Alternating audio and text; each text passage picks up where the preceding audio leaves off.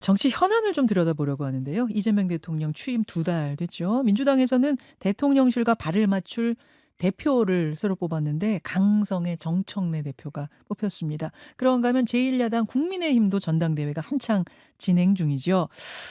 두루두루 이분의 시각이 궁금해서 모셨습니다. 보수 진영의 대표 논객 조갑제닷컴의 조갑제 대표 어서 오십시오. 예, 조 안녕하세요. 대표님. 예. 오시는 길 괜찮으셨어요? 빨리 왔습니다. 그래서 한참 잘하셨습니다. 기다렸어요. 잘하셨습니다.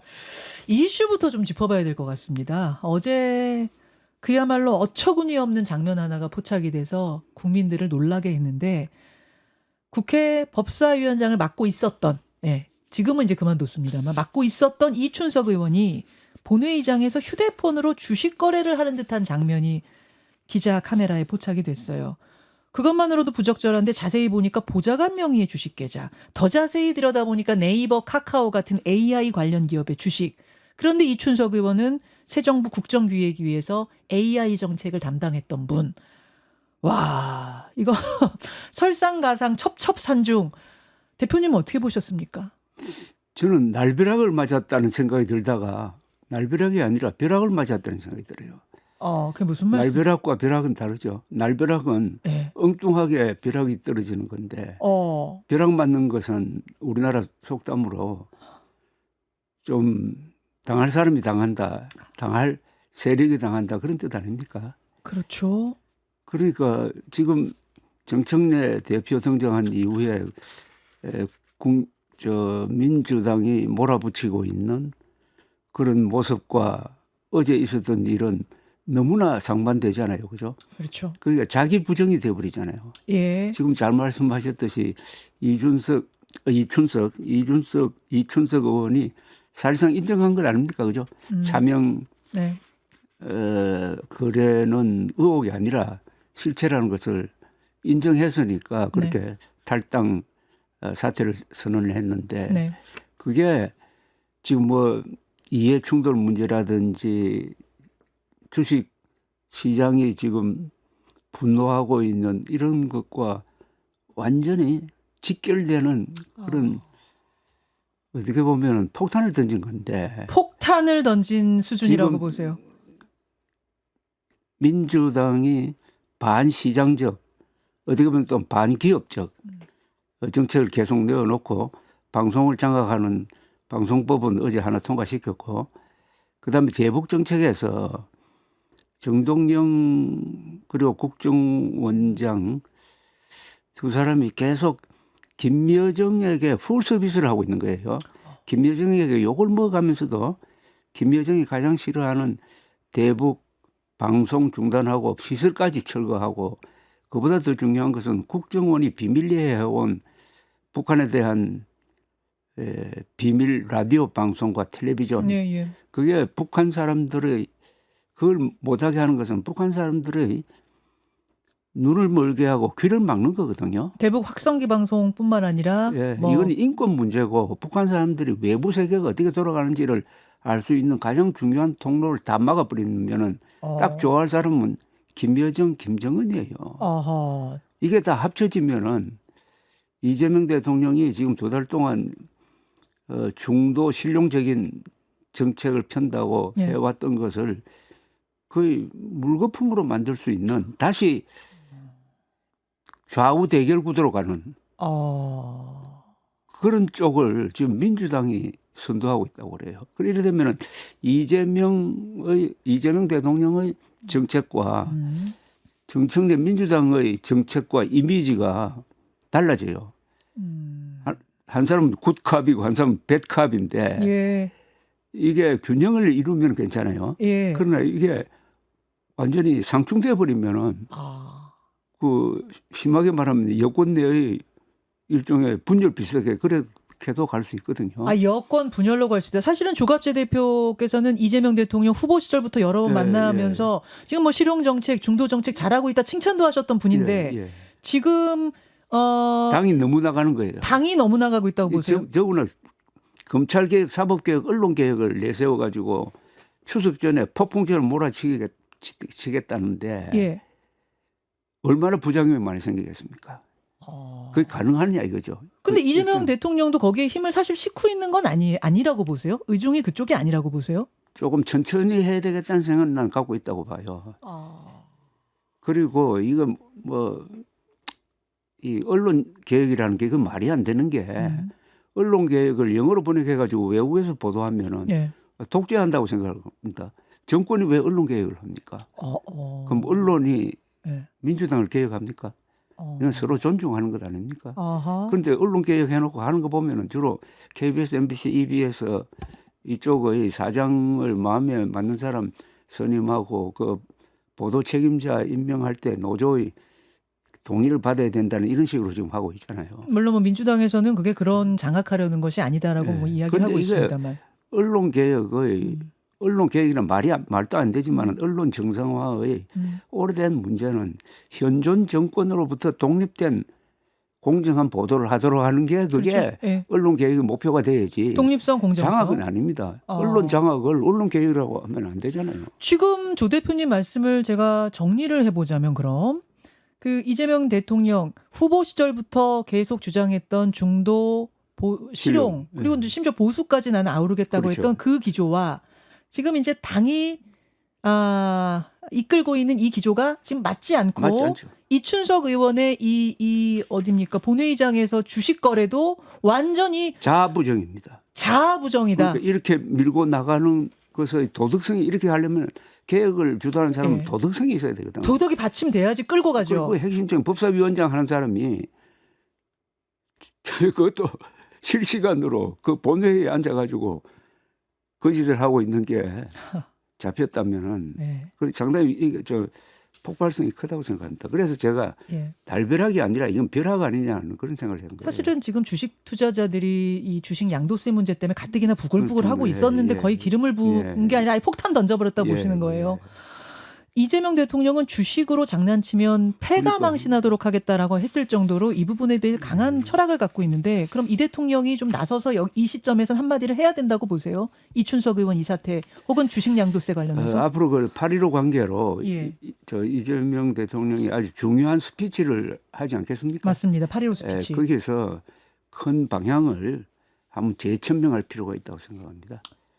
큰 방향이요. 예. 그러면 뭐 이춘석 의원 본인 말은 국민 대통합 아닙니까? 예. 국민 대통합의 실사구시라는 거거든요. 예. 실용이라는 것은 실사구시인데 실사구시는 현실과 사실에 기초해가지고 옳은 방향을 찾는 건데 예. 그게 무슨 어떤 감정이라든지 헛된 정보를 가지고 하면은 그건 뭐 김건희 윤석열 꼴나는 것 아닙니까? 그래서 크게 한번 정리할 필요가 있고 8.15 뭐 국민 임명시 네. 그런 그날이든지 아니면 그날 오전에 중요한 연설을 할 거 아닙니까? 이게 예. 보통 일이 아니잖아요. 8.15 연설은 굉장히 이번에 이제 중요하죠. 80주년이잖아요. 아, 맞습니다. 그래서 저는 여기에 대해서 좀 아이디어를 하나 갖고 있어요. 어떤 아이디어? 이재명 후보 시절 그리고 대통령 되었을 때 만났을 때도 제가 이야기를 했는데 예. 전 국민 회고록 쓰기 운동을 했으면 좋겠다는 거예요. 어떤 회고록을 말씀하세요? 전 국민 회고록입니다. 지금 이미 회고록 쓰기 운동이 우리 막 퍼져가고 있어요. 60세 이상 되는 한국인은 쓸 게 많아요. 아, 자기 회고록이요? 다 자신의 자기 회고록? 회고록이죠. 자기 회고록. 그러니까 예. 잘 나가는 사람뿐만 아니라 예. 보통 이름 남기지 않던 사람들도 회고록 쓰고 돌아가셔야 돼요. 한국에서 이 위대한 노인들입니다. 예. 이 사람들이 한 분 돌아가시는 것은 도서관 하나가 불타는 것하고 마찬가지입니다. 아하. 얼마나 아깝습니까? 예. 그래서 이 운동을 해가지고 어마어마한 자료를 모으고 국가는 그걸 관리를 해야 돼요. 관리를 해주고 국가가 앞서면 안 돼요. 여러 가지 뒷받침을 해주고 이걸 자료로 만들어야 돼요. 아, 예. 엄청난 세계에서 가장 위대한 질과 양을 가진 게 될 것이고 이 회고록 쓰면은 사람이 겸손해지고요. 고마워해지고 이게 국민 통합 아닙니까 진짜.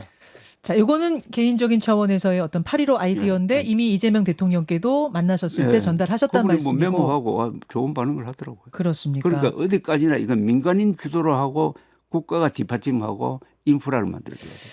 자, 다시 이야기를 조금 돌려서 이춘석 의원은 어제 민주당 탈당했고요. 법사위원장 자리도 내려놓았는데 뭐 이 정도면 되겠습니까? 아니면은 의원직 사퇴라든지 혹은 뭐 의원직 제명이라든지 이 단계까지 가야 된다고 아니 보십니까? 어제 보니까 경찰이 뭐 재빨리 수사를 시작했지 않습니까? 했습니다. 예. 거기서 빨리 진상을 보고를 해줘야죠. 진상을. 예. 지금 본인 입으로는 차명 거래했다는 말이 아직 안 나왔잖아요. 뭐 폰을 잘못 갖고 예. 들어갔다 뭐 이런 식으로 예. 됐어요. 그런데 뭐 사퇴한 걸로 봐서 그게 사실인 것 같은데 이건 빨리 하는 게 경찰 수사를 빨리 하는 건 빨리 하는 거지만 국민들을 지금 사실상 이게 상황이 의혹 수준은 넘어간 상황에서 의원직을 유지하는 게 맞습니까? 사퇴해야 되는 건 아닌가요? 뭐 수사 결과 보고 해야죠. 알겠습니다. 알겠습니다. 민주당 정청래 대표가 좀 난감할 것 같아요. 뭐 시작을 하자마자 이런 일이 터져서 그래서 재빠르게 이제 탈당 조치도 하고 이렇게 한 건데 새지도부 얘기로 넘어가 보죠. 당원들의 압도적인 지지로 정청래 의원이 신인 대표가 됐는데 당 대포라는 별명을 가졌던 정 의원이 당 대표가 됐습니다. 그리고 대표가 돼서도 하는 발언들이 상당히 좀 강성 발언들 내놓고 있습니다. 예를 들어서 악수도 사람하고 하는 거다. 내란 세력하고 난 악수하지 않겠다. 이런 이야기도 했고 실제로 그 야당 대표들 예방하는 자리 대표되고 나면 원래 쭉 돌거든요. 그런데 국민의힘 또 개혁신당은 가지 않았거든요. 이런 행보들 어떻게 보십니까? 저는 정청래 의원이 지난 20여 년 동안 이렇게 정치인으로서 성장하는 과정을 봤는데요. 예. 2003년에는 거리에서 제가 부딪힌 적도 있는데 그때는 이 거리의 투사였어요. 예. 그러다가 쭉 사선 의원이죠. 지금 예. 그렇죠. 예. 예. 가는 사람이 굉장히 커가는 방향으로 갔더라고요. 예. 그리고 특히 이번에 탄핵소추 위원장이 된 것 아닙니까? 예. 그때 보여준 말은 상당히 정확하고 커졌다는 생각이 들었어요. 그런데 당 대표가 되는 과정에서 좀 기세등등한 모습을 보였는데 그렇게 될 수 있는 빌미를 제공한 것은 윤석열 정권이 맞아요. 도저히 변명이 불가능할 짓을 저질러 놓으니까 지금 이렇게 자신 있게 예. 밀어붙이는 건데 예. 특히 해산 대상으로 지금 규정한 것 아닙니까? 국민의힘을 해체해야 된다. 그러니까요. 해산 정당으로 맞습니다. 예. 그렇게 해놓으면 자연적으로 이런 식으로 행동하게 돼요. 그런데 여기서 더 나갈 수가 있지. 이렇게 되면은 지금 국민의힘 전당대회 당대표 최고위원 선거에서 아마 극우파라고 불리는 사람들한테 도움을 줄 거예요. 정청래 대표가 돕고 국민의힘 있다고요? 국회의원들이나 네. 당원들은 이렇게 몰아붙이니까 일단 단결해야 된다. 이렇게 생각하지 않을까요? 그러면은 뭐 김문수, 장동혁, 뭐 전한길 이런 세력한테 힘을 실어주는 거죠. 오히려 정청래 대표가 아니 그건 원래 의도했든 안 의도했든 도와주는 게 된다고요? 하여튼 이게 극단적으로 가면 적대적 공생관계가 생기는 거고 어제 개혁신당은 왜 안 만났는지 개혁신당은 이준석 대표인데 네. 왜 안 만났는지 그건 나 이해가 안 가요. 개혁신당은 극우파가 아니잖아요. 네. 또 내란에 가담한 세력도 아니잖아요. 내란 비판했죠. 그럼 왜 안 만나죠? 그러니까 이게 내란 세력을 반대하는 게 아니라 보수 전체를 반대하는 사람이구나 해가지고 지금 이 정권이 극히 피해야 될 다시 한국의 정치 상황의 근본을 원위치 하는 거예요. 그 원위치는 좌우 대결 구도입니다. 좌우 대결 구도. 그래서 정동영, 정청래 두 정씨가 하고 있는 행동이 다시 좌우 대결 구도로 만들어 버리면은 이게 고정이 돼 버리면요. 예. 뭐 문재인 시즌 2가 되든지 뭐 이렇게 될 거예요. 사실은 이제 이재명 대통령과 조갑재 대표가 계속 이야기를 나누고 두 분이 어떻게 저렇게 어울리지 하는데 어울릴 수 있었던 것은 중도, 실용, 진영을 넘어서 나라를 잘 살게 해보자라는 그렇죠. 데서 사실 의기투합하셨던 건데 지금 정당들 돌아가는 모습을 보니 또 이거 좌우 대결, 갈등, 극과 극으로 갈라지겠구나 이 걱정되시는 거예요? 그 문턱에 와 있어요. 문턱까지 와 있어요? 여기서 더 나가면은 예. 그게 고착화됩니다. 그래서 지금 제일 중요한 게 예. 이 보수청은 지금 무너지지 않았어요. 무너진 것은 보수당과 네. 보수 세력이 무너졌다고. 아하. 보수 세력이라면 보수 언론, 보수 지식인인데 예. 보수청은 적어도 40%, 45% 그래서 건재합니다. 예. 그런데 이 보수청 전체를 적으로 돌리면은 예. 큰 실수를 하는 거거든요. 극우파는 우리 정치권에서 소외시키고 배제시켜야 할 존재가 확실해요. 예. 계엄에 찬성했고 부정선거 음모론을 믿는 세력. 예. 이것은 여야를 떠나서 공동의 적이라고 생각합니다. 예. 그런데 지금식으로 나가면은 그들한테 명분을 주고 합리적 보수 있잖아요. 예. 맨정신 보수라고 그럽니다. 맨정신 보수. 맨정신 보수가 이재명 정부가 잘하면 잘하도록 하고 싶고 예. 못하면 비판하는 이런 자세를 지금 유지하고 있어요. 예. 예. 맨정신 보수가. 네. 그 사람들이 다시 극우 세력에 끌려가면은 이게 어떻게 되는 겁니까? 그들의 설 자리를 잃게 한다 그 말씀이신 그렇죠. 거예요. 합리적 보수. 아. 이 합리적 보수가 대한민국의 문명 건설 세력인데 그렇게 그러면 이재명 대통령도 지금 정청래 대표의 저 강성으로 몰아붙이는 저 태도에 대해 좀 염려하고 있을 거라고 보세요? 그렇게 봅니다. 그럼 이재명 대통령에게 조금 리스키한, 조금 위험한 행보를 지금 당이 보이고 있다고 보시는 겁니까? 그렇죠. 그렇게 보시는군요. 자, 그럼 이건 어떻습니까? 지금 사면이 코앞에 있는데 8.15 특사 말입니다.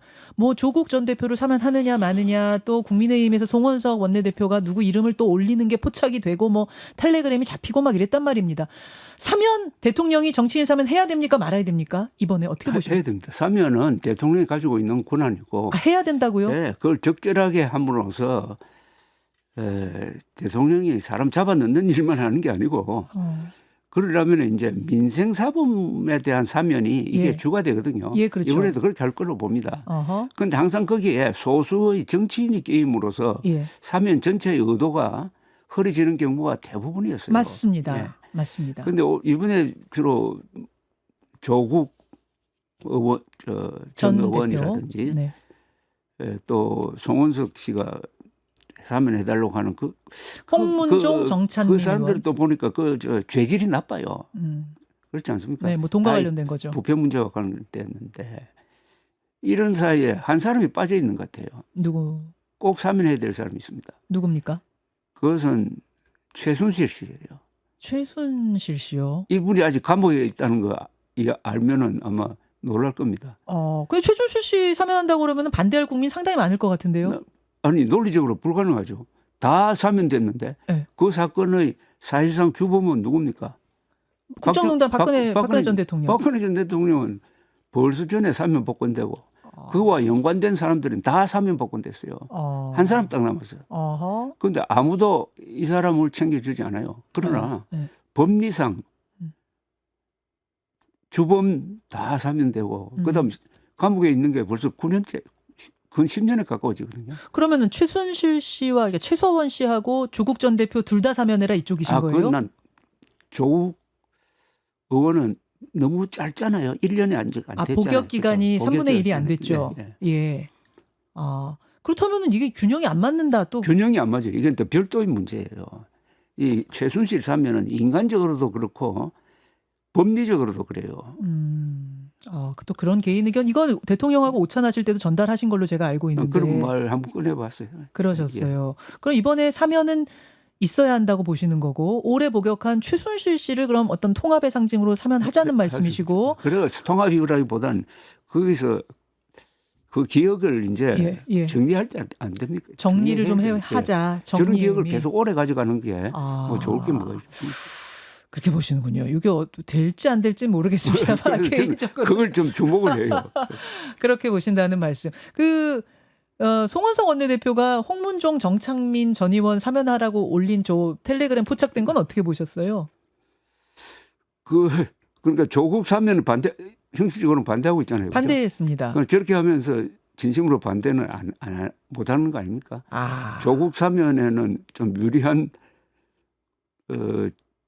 자료가 공개된 셈인데. 그 판을 깔아줬다고 보시는 겁니까? 예, 예.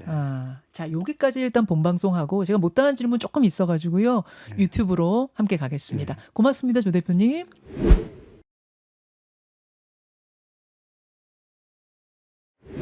자, 본방송, 라디오 본방송 청취자들과 인사 나누고요. 유튜브로 조금만 더, 한 5분에서 10분 정도만 대표님 부탁을 드리겠습니다. 오늘 조갑재 대표와 함께 전국 현안들 두루두루 살펴보고 있습니다.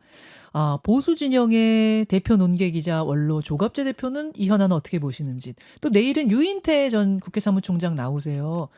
진보 진영의 원로이자 논객 유인태 총장은 어떻게 보시는가? 또 내일은 내일의 시각을 여러분 엿보실 수 있을 겁니다. 일단 조 대표님은 사면에 대한 질문에 대해서 8.15 정치인 사면 해야 된다라고 보시는 거고, 최순실 씨, 이름 바꿔서 이분 이제 최서원 씨 됐거든요. 그렇죠. 최서원 씨 사면을 이야기하셔서 좀 의아하다 이런 댓글도 꽤 많이 우리 청취자들한테 올라왔는데, 있습니다. 예.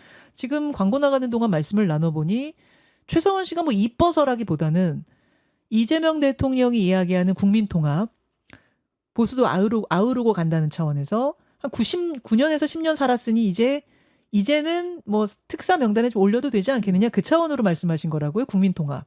근데 이 최순실 씨밖에 안 남았다고요. 그 사건과 관련된 관련자가요? 수많은 형을 산 사람들이 다 나왔는데 이 사람은 혼자 남은 것은 아무도 챙겨주는 사람이 없었어요. 다 나왔어요? 윤석열 대통령이 있을 때 결자 해지 차원에서 사면했어야 돼요. 아하, 또 그렇게 보시는군요. 그러면 이제 나오는 또 진보 진영, 특히 조국혁신당에서 계속 이야기하는 것이, 조국 전 대표도 복역 기간이 짧긴 하지만 상징적으로 사면하자. 특히 대선 때 조국혁신당이 후보 안 내지 않았느냐. 그 덕도 본 거 아니냐. 사실 이런 취지도 좀, 이런 뉘앙스도 들어있는 것 같아요, 근데 이게 지지자들은. 맞출 수 있는 그 대칭성이 없어요. 이 최순실 경우에는 법리로도 그렇고 어떤 인간적인 도리로서도 그렇고, 그다음에 이 조국 의원은 네. 이게 문제는 형기 아닙니까? 지금 구속돼 가지고 이제 한 7, 8개월 살고 있는데, 그럴 것 같아요. 예, 그런 것 같아요. 과연 그 조건에 맞느냐 하는 생각이 들고 조금 부자연스럽게 느껴질 거고, 아하. 최서원 씨, 최순실 씨 사면은 자연스럽게 느껴질 거고, 오히려 많은 사람들이 이 사람이 아직도 감옥에 있었나 하고 생각할 겁니다. 그 이 대통령이 그렇게 하기엔 되게 부담스럽지 않겠어요? 워낙 상징적인 존재잖아요, 최순실 씨는. 그런데 상징적 존재인데 정치적 영향력이 전혀 없잖아요. 없긴 하죠. 그리고 그 사건은 종결해야 될 거 아닙니까? 우리 국민들이 기억 속에서 일단 좀 멀리 떼어놓을 필요가 있는 것 아닙니까? 근데 그 사람이 감옥에 있는 한은 항상 이른바 국정농단 사건 진행 중이다. 아니, 사람이 머리에 한계가 있는데 잊어버릴 건 잊어버려야죠. 그렇게 보시는 거군요. 송원석 원내대표의 저 텔레그램 사진 찍힌 것은 아까 부적절하다 그러셨어요. 아니 그건 이분은 전부 다 보안 사고 아닙니까? 이춘석 의원도 그렇고, 이춘석, 그리고 저 송원석 대표도 그렇고, 예. 오늘 조사받는 김건희 씨도 그렇고, 아니 보안에 왜 그렇게 소홀히 한지 모르겠어요. 예. 아니, 원래 저렇게 텔레그램으로 누구누구 사면해 주세요 막 이런 거 논의하고 그래요? 대통령 비서실장하고? 저는 과거의 관례가 그랬던 것 같아요. 뭐, 그러니까 양쪽 사면하려면은 역시 대통령이 공정하게 해야 되니까 야당에서 원하는 사람 또 취합을 하는 게 맞죠. 취합을 하긴 하죠. 네, 하죠. 저렇게 텔레그램으로 보내는 이제 들켰다는 게 문제지. 몰랐어요. 아무튼 정찬민, 홍문종 뭐 복권 요청 추가입니다. 뭐 심학봉, 저 심학봉 의원도 저기 있었구나. 이렇게 이름을 넘겼기 때문에 오히려 이재명 대통령이 지금 정치인 사면하기는 더 어려워졌다. 이렇게 분석하는 사람들이 많더라고요. 예, 알겠습니다. 이제 대통령 새 정부 이야기를 하면서 앞에 민주당 새 지도부 이야기를 잠깐 했었는데, 정청래 대표의 이 행보를 놓고는 그런 이야기들 많이 하더라고요. 이재명 대표가 대표 시절에 걸어왔던, 그러니까 이재명이라는 정치인이 걸어왔던 길과 좀 비슷하다는 얘기들도 많이 해요. 그래서 왜 그렇게 보십니까? 했더니 지금 정청래 의원 이번 선거 치르면서 보면은 현역 의원들 대부분이 박찬대 의원 쪽이었어요. 예. 정청래 의원은 뭐 5손가락에 꼽힐 정도로 현역 예. 의원이 적었다는 이야기도 예. 하는데 결국은 당원들 그렇죠. 특히 강성당원들의 단단한 이 인기를 바탕으로 해서 결국 대표까지 그렇죠. 됐고 예. 그러니까 비주류가 대표까지 됐고 이제 이 기세를 몰아서 지방선거 사실 지방선거는 여당이 이길 가능성이 크잖아요. 크죠. 이게 초반에 치러지는 거는. 그죠. 거기서 이기고 나면 재선 도전하고 그렇죠. 그럼 그다음에 총선 공천권 행사할 수 있고 공천 작업에서 자기 사람을 쫙 이렇게 공천을 잘하고 나면 보통 대선 간다고들 하잖아요. 그럼 정청래 대표도 좀 대선 바라보고 있다고 보세요. 차기 대선? 자연히 그렇게 될 것 같은데요. 자연히. 예. 아... 그리고 인상이 나쁜 국회의원으로 알려져 있었거든요. 그런데 이번 헌법재판소 네. 심리를 할 때 이분 얼굴이 자주 비치고 네. 말을 하는데 아주 말을 잘하더라고요. 아, 그 이제 평소에 막 이렇게 좀 네. 세게 말하던 그 강한 캐릭터를 좀 죽이는 상당히 그 느낌이었어요. 역할을 억누르는 느낌이었어요. 했어요. 조금 차분하게. 예. 그리고 저 국민의 힘과 이 민주당이라는 이 당 조직을 비교하면 이게 완전히 어린이와 어른의 차이거든요. 지금 국민의 힘은 진성당원이라는 분이 한 80만 명 되지 않습니까? 예, 예. 여기는 회비내는 권리당원. 권리당원이 민주당은 저 100만 명 넘습니다. 네. 아마 회비만 해도 당을 운영할 수 있을 정도고 음, 굉장히 이게 역동적이고 모임이 많아요. 국회에 가보면은 오늘 무슨 국회 세미나 이렇게 쭉 쓴 거 있죠. 네, 세미나 세미나 한 10개 있으면요. 네. 한두 개 빼고는 전부 다 민주당 세미나입니다. 아. 그만큼 스터디 그룹처럼 아침마다 모여가지고 회의하고 해가 굉장히 역동적인 조직입니다. 그렇군요. 그 중심에 이 아주 활동적인 당원들이 있어요. 예. 100만 명의 핵심 당원. 아하. 가족까지 치면 한 300만 명, 400만 명 되잖아요. 네, 네. 아마 미국을 제외하고 세계 민주주의 국가에서 이렇게 잘 조직된, 잘 훈련된 활동적인 당원을 가진 정당은 없을 겁니다. 그 정도입니까? 이게 힘입니다. 이게. 그러니까 정청래 대표가 큰 소리를 칠 수 있고요. 예. 그게 저는 여기 이번 조각에서 반영됐다고 봅니다. 지금 장관들 중에서 현역 국회의원이 8명이죠 아마. 예, 맞습니다. 이거 일종의 내각제 비슷해요. 그러네요. 네, 그런데 하나의 실험을 하고 있다고 의원 봅니다. 내각제. 그리고 이재명 대통령이 당의 자율성을 존중하는 것 같아요. 그게 또 국민의 힘과 윤석열과의 차이지. 국민의 윤석열 정부 있을 때 국민의 힘이 특히 의료 대란이 진행 중인데 이거 안 됩니다 하고 한 사람이 누가 있습니까? 그러다가 결국 총선 망쳐버린 것 아닙니까? 아하. 이 민주당은 그렇게 하지 않아요. 독자성이 있다 이겁니다.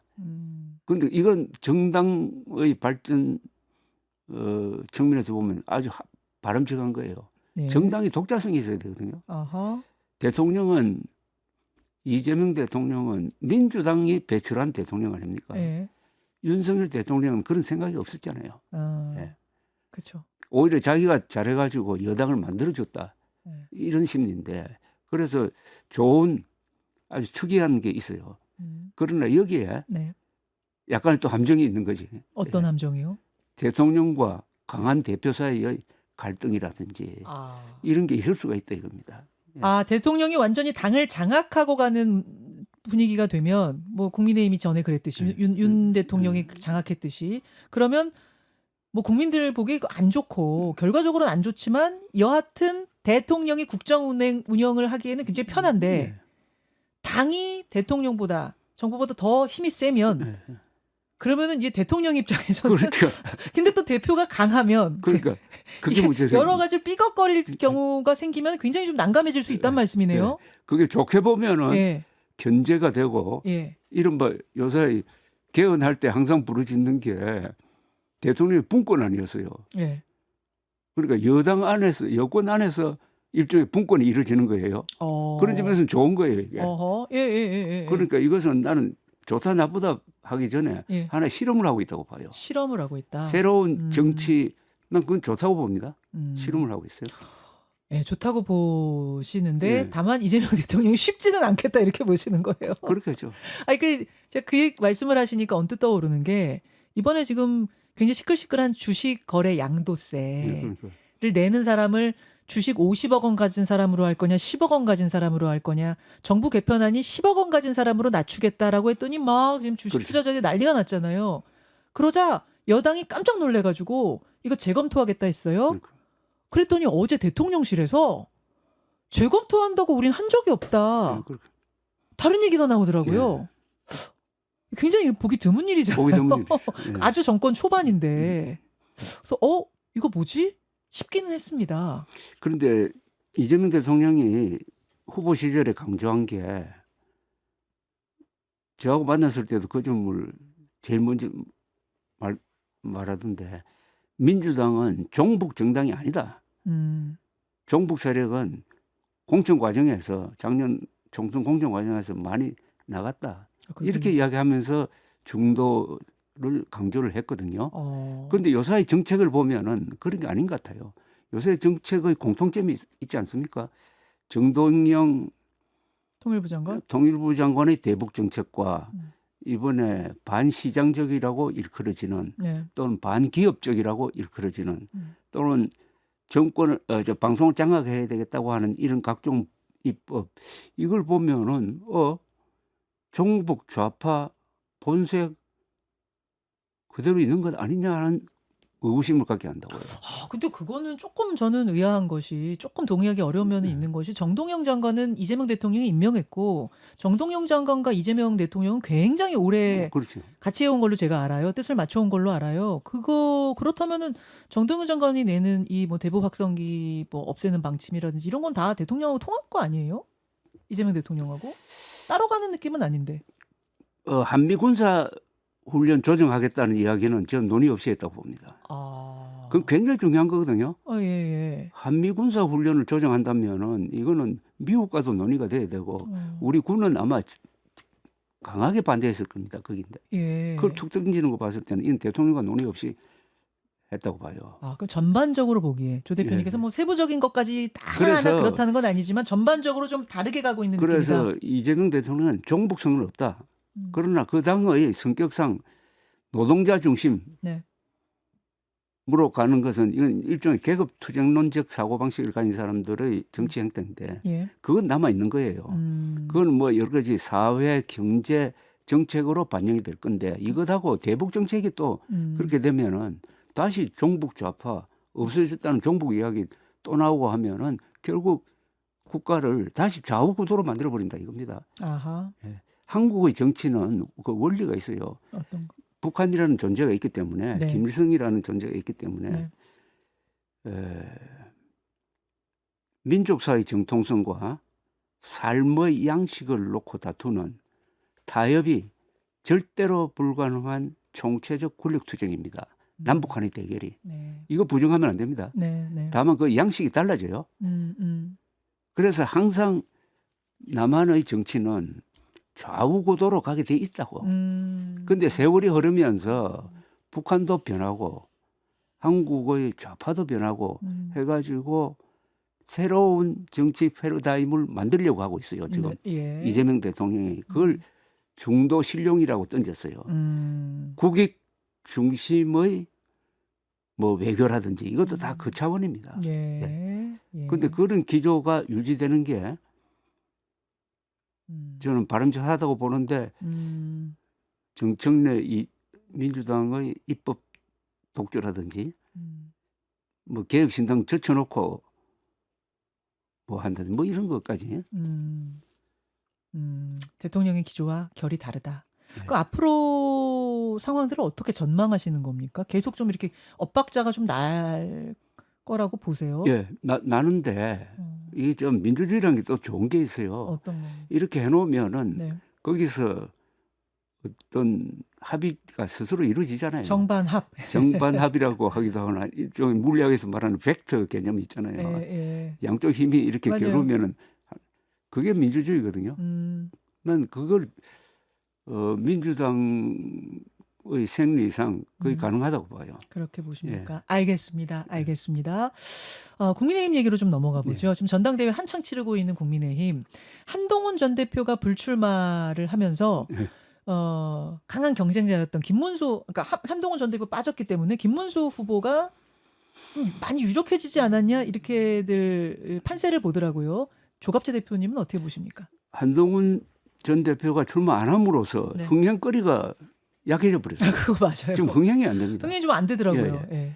흥행이 안 된다는 건 중대한 의미가 있는데 이번 전당대회는 굉장히 중요합니다. 보수 정당이 존립하느냐 마느냐고 그게 연동돼 가지고 보수층이 방향 감각을 잡느냐 마느냐인데 너무나 큰 게 걸려 있어요. 그런데 흥행이 안 돼요. 아하. 대결 구도가 김문수 대 한동훈 이렇게 됐어야 되거든. 그러면은 극우냐 아니면 맨정신 보수냐의 대결. 그러니까 윤 어게인이냐 예. 보수 어게인이냐의 대결 구도로 가서야 되는데 윤 어게인이냐 보수 어게인이냐 그렇죠. 이 방향을 잡아주는 전당대회가 이 전당대회였어야 하는데 윤 어게인이냐 보수 어게인이냐 이 말은 저 한동훈 전 대표가 만들었어요. 예. 자 그런데 지금 조경태 지금 나온 분들 중에 예. 조경태 안철수 두 사람이라고 해요. 맞습니다. 좀 약해 보이거든요. 그러면은 한동훈 전 대표가 뒤에서 조정자 역할을 하든지 해가지고 하나의 세력으로 묶을 필요가 있다고 생각해요. 뭐 단일화도 생각해 봐야 돼요. 후보 단일화. 예, 후보 단일화. 그리고 최고위원으로 나온 사람들 중에서도 뭐 김건식 그 교수? 후보처럼 네. 아주 강력한 반극우입니다. 반극우의 네. 기술 좀 되는데 네. 이런 사람들을 묶어가지고 세력화를 해주고 그래서 이번 경선에는 당이 죽느냐 사느냐 보수의 갈 길 그리고 극우하냐 아니면은 보수하냐의 갈림길이다 이렇게 규정을 해줘야지. 그래가지고 그걸 가지고 치열하게 토론을 하도록 하고 결국 목표는 당원을 움직이는 겁니다. 네. 이번 이 전당대회 결과는 당원표에 의해서 결정이 됩니다. 그렇죠. 당원표. 당신 팔입니다. 예. 그렇죠. 예. 그러니까 당원혁명이 일어나야 돼요. 70만 명의 국민의힘 당원들도 지지율이 지금 17%로 떨어졌는데 또 윤어게인 세력을 뽑아가지고 극우 정당으로 전락할 것이냐 말 것이냐 하는 것을 깨우쳐 줘야 돼요. 그러면은 당원들도 생각이 달라질 수가 있어요. 그런데 그런 압력이 일어나려면은 언론의 관심이 집중돼야 되고 해야 되는데 이게 안 돼요 지금. 안 돼요. 예. 흥행이 안 돼요. 흥행 안 되더라고요. 그래서 흥행을 하도록 만드는 방법은 한동훈 전 대표가 참전하는 거예요. 참전해야 된다고 보세요. 일단 참전하되 예. 지금 대표로 참전하는 건 아니니까. 후보는 아니니까. 아니니까 얼마든지 이런 분위기를 만들 수 있잖아요. 분위기까지 만들어주는 역할까지 해야 된다고 보세요. 아니면 단일화도 해줘야지. 단일화를 근데 한동훈 대표가 나서서 어떻게 해요? 조정자를 해줘요? 해줄 수 있잖아요. 안철수 조경태 나와라 해가지고서 막 사회도 보고 이래요. 토론에. 그건 뭐 기술적으로 하는 거고. 지금 전에 안철수 만났더니 단일화는 결선 투표 때 자연스럽게 되는 거 아니냐 하던데 그걸로는 약하죠. 그걸로 약해요. 예, 그 전에 목소리를 하나로 만들어야지. 예. 또 단일화하는 과정도 상당히 뉴스가 될 것 같아요. 아니 뉴스거리를 만들어야 돼. 흥행이 안 되면요. 당원혁명도 일어나지 않습니다. 짠물만 남죠. 보통 우리가 그렇죠. 흔히 얘기하는 짠물만 남고 다른 사람들은 관심 받게 돼 버리니까 결국은 결과적으로는 강성 뭐 이른바 극우 이런 쪽으로 흐르기가 쉽다 그 말씀이신 건데. 요새 제가 최근에 읽은 글 중에 가장 충격적인 게 천영우 전 외교안보수석. 예. 정말 이분은 실력이 있고 아주 합리적인 분이거든요. 그분이 페이스북에 뭐라고 썼느냐 하면은 국민의힘의 마지막 봉사는 자진해산이다. 그 말은 이번 전당대회에서도 다시 윤석열 세력을 뽑으면은 국민의힘은 사라져야 된다라고 했어요. 그 영남대학의 그 김명수 교수라는 분이 아주 글을 잘 쓰는 분인데 이분도 조선일보 칼럼에서 똑같은 이야기를 했더라고. 이런 극우화된 세력 사라지고 2030 공정한 경쟁을 모토로 하는 새로운 보수에게 길을 열어줘야 된다. 보수 어게인. 예. 그 어떤 시대 정신을 담는 전당대회 결과가 나와야 보수가 살고 국민의힘이 삽니다. 그게 만약 안 그건 되면 당원들이 결정해요. 그게 만약 안 되면 뭐 정청래 대표가 얘기하듯이 국민의힘 강제 해산이 아니라 자동 자진 해산 운동. 자동 아니 해산. 그러려면은 보수청 안에서 예. 맨정신 보수청 안에서 예. 제가 맨정신이란 말은 합리적 보수. 계엄에 반대하고 부정성 음모를 믿지 않는 이 맨정신파에서 국민의힘 해산 운동이 일어날 겁니다. 아. 맨정신파 자진 해산 운동이 일어날 거다. 알겠습니다. 한동훈 전 대표 그럼 이번에 출마해야 된다고 했어야 조 되는 대표님은 그렇게 보셨던 거예요? 했어요. 했어야 된다고 그런 거 보셨구나. 안 하더라도 예. 출마한 것만큼 역할을 해야 이 된다. 역사적 의미를 깨우쳐 줘야 되는데 어제 페이스북에 아주 근사한 그 글을 올렸잖아요. 어제 뭐 올렸죠? 한동훈 대표가? 뭐 취지는 윤핵인 세력은 어차피 사라질 정당인데 그 사람들을 찍어가지고 망하는 길로 갈 거냐 뭐 그런 취지였어요. 그 윤핵인을 극복할 후보 뽑자 그 글 쓴 어차피 거. 윤핵인 세력은 윤석열 세력 아닙니까? 네. 윤석열 김건희 세력이 어떤 세력이냐 하는 것은 네. 이번 특검에서 잘 보여주고 있잖아요. 그쪽에서 줄을 섰잖아요. 어차피 역사의 낙오자입니다. 네. 역사의 낙오자가 지금까지 80년 동안 대한민국의 문명 건설을 주도했던 보수청의 얼굴이 될 수가 있습니까? 대표성이 없잖아요. 물론이죠. 네. 네. 그러면 새로운 대표로 만들어야 된다는 운동이 국민의힘 해산 운동을 일어나든지 뭐 그렇게 되고 우선 그렇게 되면 대여 투쟁이 불가능한 것 아닌가 아닙니까? 그렇죠, 그렇죠. 아니 극우화된 국민의힘이 무슨 말로 이재명 정부를 공격한들 그게 국민들에게 먹히겠느냐 이거죠. 그렇죠, 그렇죠. 그럼 국민이 짐이 되는 거지. 국민의 짐이 되는 거다. 더 나가면 국민의 적이 되는 거죠. 하하. 한동훈 전 대표 출마 안 했지만 그런 분위기, 그러니까 보수 어게인, 찬탄이 맞다라고 생각하는 사람이 결국 최소한 뽑힐 수 있는 분위기를 만들어줘야 된다. 그 말씀 하나 하셨고 그 다음에는 어떤 행보를 보여야 된다고 보십니까? 예를 들어서 좀 뭐 시간이 남긴 했습니다만 지방선거 때 재보궐선거들 있거든요. 지역구 몇몇 곳에서 그런 곳에 좀 나가서 뭔가 정치활동을 해야 된다고 보세요. 그게 그 과정을 꼭 거쳐야 될 거예요. 꼭 거쳐야 된다고 보십니까? 그러니까 이준석 당 대표가 제대로 대접받지 못한 이유 중에 하나가 현역 국회의원 출신 아니라는 그런 게 있었잖아요. 핸디캡이 있잖아요. 예. 한동훈 전 대표도 아마 그걸 각오를 해야 되지 않을까 하는 생각이 듭니다. 출마해가지고 네. 그 현장에서 뛰어보고 자기의 몸무게를 재보고 몸무게 재보고 그런 과정이 필요할 거다. 그리고 나서 차기 대선 가능합니까? 아직 이릅니까? 저는 뭐 그분의 특히 능력, 네. 말과 글이 되는 사람이거든요. 그리고 말과 글이 될 뿐만 아니라 행동이 빨라요. 이 정치인은 행동 빨라야 됩니다. 아 그래요? 예, 행동 빨라가지고 대통령 된 사람 있잖아요. 다른 데는 좀 모자라더라도. 누구 말씀? 그 김영삼 그러세요? 결정 그래요? 빨리 하는 사람입니다. 아 그래요? 예. 그런데 12월 3일 예. 그 아주 크리티컬한 순간에 한동훈 대표가 보여준 임기응변과 결단은 이거 역사에 남을 만한 거예요. 그게 이 사람의 자산이 된 겁니다. 아하. 예. 알겠습니다. 그래서 지방선거 때 치를 때 같이 치러진 재보궐선거에 나와서 현역 의원 되고 배지 달고 차기를 준비해라. 그 말씀이시네요. 여당 쪽의 뭐 얘기가 좀 많이 나가는 것 같긴 한데 여당 쪽의 차기는 누가 보이세요?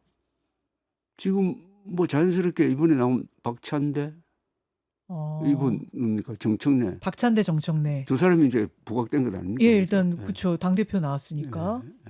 그러나 저 민주당은 외부 영입보다는 자신의 힘으로 그 대통령을 만들어낼 수 있는 힘이 있어요. 국민의힘은 계속 외부에서 이제 초빙해가지고 하려고 하다가 지금 안 되어버리는데 그래서 저는 이 민주당이란 이 조직을 아주 중요하게 생각합니다. 한 개별적보다는 한 조직을 정당이 무섭습니다. 정당은 무기를 안 들었다 뿐이지 군대입니다. 군대요. 민주주의가 없을 때는 군대를 만들어 가지고 정권을 잡았잖아요. 예, 그렇죠. 그 역할을 하는 게 그러네요. 그 역할을 하는 게 정당이고 전쟁이 선거 아닙니까? 아, 그러네요. 전투 예. 조직이죠. 예. 그래서 이 민주당 연구를 해야 돼요. 특히 이게 보수층에 속하는 사람들은 음. 민주당 하면 뭐 좌파, 종북 뭐 이런 말로 해놓고는 알아보지를 않아요. 민주당이 얼마나 달라지고 얼마나 이 다이나믹하고 생산성 있는 조직인지를 모르고 아, 특히 국힘하고 비교하면은 이 상대가 안 되거든요. 그래요. 상대가 안 된다는 것은 결국 정당과 정당의 대결인데 음흠. 앞으로 수십 년 동안 지금 식으로 해가지고는 정권 못 잡는다는 이야기지. 아, 보수 논객으로서, 보수 원로로서 좀 따끔하게 국민의힘 정신 차려라 해주셨어요. 해주셨어요. 그러면서 지금 계속 내내 눈에 밟히시는 그러니까 이 통탄의 심정으로 바라보고 계시는 부분이 윤 전 대통령의 저 모습인 것 같습니다. 왜 어쩌다가 저런 외부 인물이 초빙이 돼서 보수를 이렇게 만들어놨나 이 얘기를 끊임없이 조 대표하고 계시는데 지금 구치소에 들어갔습니다만 특검 조사에 응하지 않으면서 또 뭐 속옷 차림으로 있었느니 어쨌느니 이게 건강상의 이유니 아니니 막 또 논란이 시끄럽거든요. 조만간 다시 이 구인을 시도할 거라고 하는데 요 장면들은 어떻게 보고 계십니까? 끝으로. 저는 이게 지금 걸려 있는 범죄 혐의가 내란 아닙니까? 예. 내란이고 우리나라 역대 대통령 중에서 기록을 세웠어요. 이분은 유일하게 국회와 선관위에 군대를 보냈습니다. 하하. 계엄령을 펴도 그 전에 국회에 군대 보낸 사람은 없어요. 선관위는 물론이고 이것은 엄격하게 다뤄야 돼요. 일말의 동정도 하면 안 됩니다. 예. 그렇다고 해가지고 그 법 집행을 하는 과정에서 네. 인권을 침해한다든지 무리하게 뭐 오기 사움을 한다든지 할 필요 없다는 거예요. 아하. 법대로만 하면 돼요. 예, 예. 그런데 강제 구인해가지고 조사실에 데리고 온다고 한들 이분이 진술을 안 할 것 아닙니까? 안 하겠죠. 그럼 왜 데리고 옵니까? 어. 그런 것 가지고 시비를 해가지고 본질을 좀 희화화하면은 특검이 손해죠. 특검이. 아, 오히려 이 지금 속옷 보도되고 이러는 것이 윤 전 대통령 망신이 아니라 특검이 손해라고 보세요. 손해죠. 궁극적으로는. 손해죠. 그렇게까지 이러면 또 동정심이 생긴다고. 아, 또 그렇게 예. 될 수도 있으니까. 동정심이 생기면 안 되고 또 법이라는 맘약한 것은 분들. 엄정하게 하되 그게 균형 감각이 있어야 되고 뭐 그렇게 생각합니다. 아, 예. 알겠습니다. 군대를 국회로 보내고 선관위에 선관위로 보내고 뭐 여기에 대해서 일말의 동정심도 가질 필요 없이 가차 없이 법대로 예, 예, 다뤄야 한다 그 말씀하셨고 다만 그 과정에서 불필요한 것까지 논란을 일으켜가지고 오히려 뭐 동정심 일으키게끔 하는 뭐 이런 거는 좀 특검이 자제하는 게 좋다. 알겠습니다. 그런데 검찰이 방향을 특검이 방향을 잘못 잡은 거 하나가 왜 계엄 수사를 하면서 부정선거 음모론 수사는 왜 안 하는지 모르겠어요. 부정선거 음모론은 수사를 해야 됩니다. 어허. 얼마든지 법이 있어요. 예. 공직선거법 위반에 예. 선거의 자유를 방해하는 사람은 처벌하게 돼 있다고. 예. 부정선거 음모론은 선거의 자유를 방해하는 것 아닙니까? 그렇게 되죠. 사전투표하지 말자고 그러고 이미 결과가 나왔는데도 이걸 부정선거라고 그러고 또 미국 사람까지 끌어들여가지고 국제망신시키고 하는데 아, 네. 그리고 국민 정신 건강에 얼마나 나쁜 걸 합니까? 이걸 수사를 해야 되는데 이건 전혀 안 하더라고. 그러네요. 그러고 보니까 특검에 그건 없네요. 가장 중요한 게 군대 동원이고 부정선거 음모론인데 네. 한쪽만 수사를 해요. 그리고 이것은 전 국민적인 문제니까 이거 치유를 해야 돼요. 그러려면은 부정선거 음모론을 퍼뜨린 자들은 처벌해야 됩니다. 형사처벌해야 돼요. 속아 넘어간 사람을 처벌할 수는 없죠. 예. 알겠습니다. 오늘 조갑제닷컴의 조갑제 대표 보수 논객과 함께 현안들 두루두루 짚어봤는데요. 여러분 어떻게 들으셨습니까? 뭐 다 동의하시는 분도 계실 거고, 저건 좀 나야 내 생각과 달라 하시는 분도 계실 거고, 다양한 생각들 존재하시겠지만 그것조차도 좋습니다. 아마 우리가 깊이 있게 요각도로 저각도로 살펴보는 것 자체가, 생각하는 것 자체가 소중한 일이니까요. 말씀드린 대로 내일은 또 진보 원로 유인태 전 총장과 함께 이 사안들 짚어보도록 하겠습니다. 조 대표님 오늘 귀한 시간 주셔서 정말 감사합니다. 예, 오늘 건강 조심하시고요. 여러분 저도 조갑재 대표와 함께 물러나겠습니다. 여러분 내일 아침에 다시 뵙죠. 고맙습니다. 조 대표님 고맙습니다.